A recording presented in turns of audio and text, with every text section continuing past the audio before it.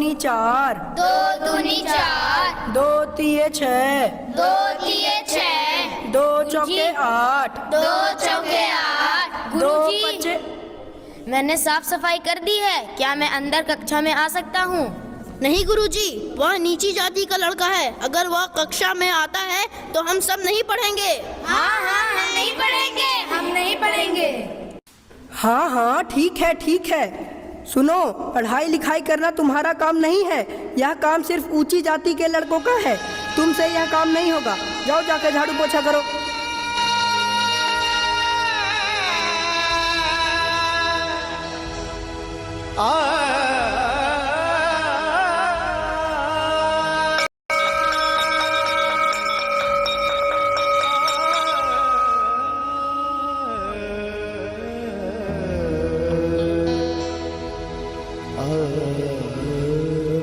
सुनो, मुझे भी प्यास लगी है, थोड़ा पानी पिला दो, भगवान की मेहरबानी होगी।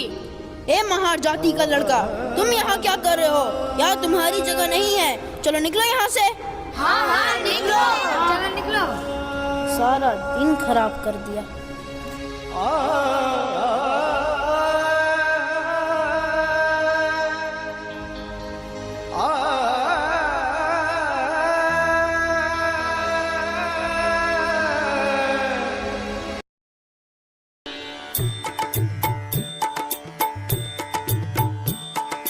जगत गुरु प्रभु जी नमो नमः।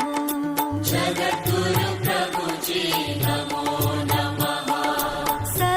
तुम यहाँ क्या कर रहे हो?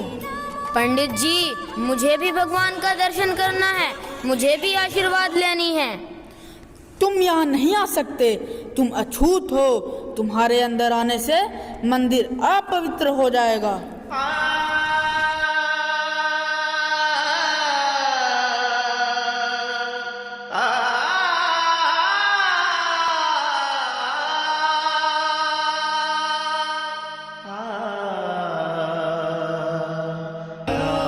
डॉक्टर अंबेडकर ने अपने जीवन में बहुत से ऐसे कष्ट सहे, लेकिन कभी भी अपने शिक्षा को प्रभावित नहीं होने दिया।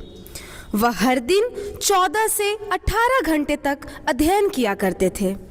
शिक्षा के प्रति उनकी ललक और जी तोड़ मेहनत का ही परिणाम था कि बड़ौदा के शाहू महाराज जी ने उन्हें उच्च शिक्षा के लिए इंग्लैंड भेज दिया था। लंदन प्रवास के दौरान वे हर रोज लाइब्रेरी में जाया करते थे और घंटों पढ़ाई किया करते थे।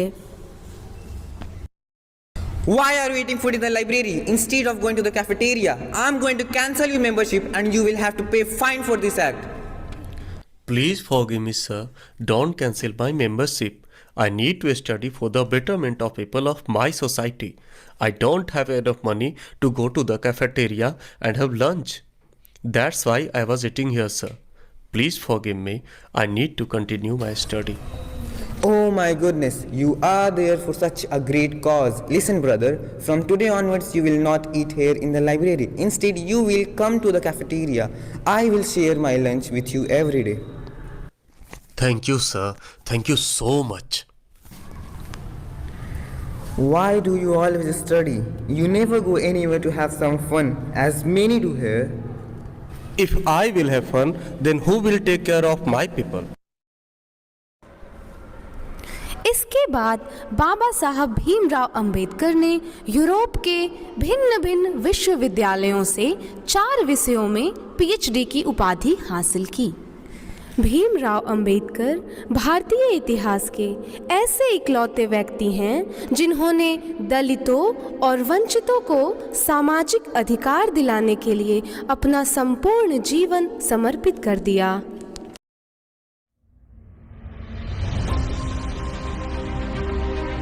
हम आदि से अंत तक भारतीय हैं। महात्मा आए और चले गए, परंतु अछूत अछूत ही बने हुए हैं।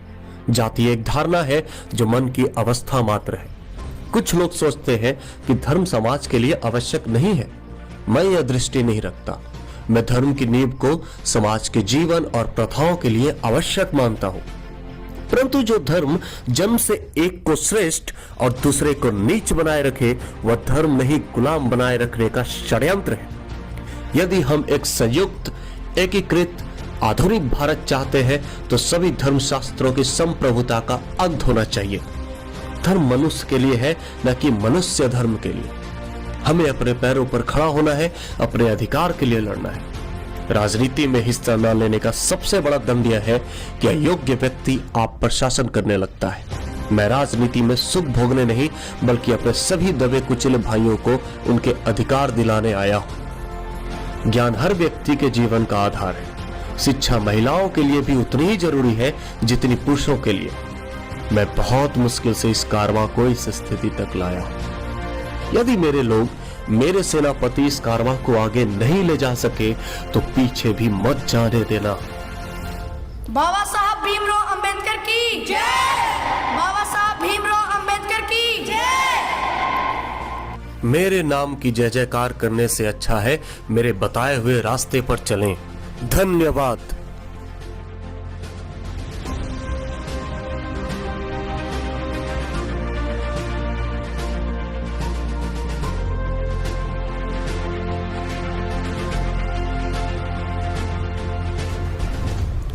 संविधान को भारतीय समाज के लिए एक मार्गदर्शक दस्तावेज के रूप में प्रस्तुत करने में डॉक्टर अंबेडकर की सबसे प्रभावी और निर्णायक भूमिका थी।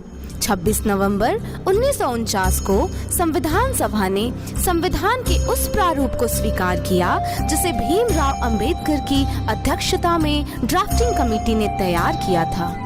इसी रूप में संविधान 26 जनवरी 1950 को लागू हुआ और भारत एक रिपब्लिक बना।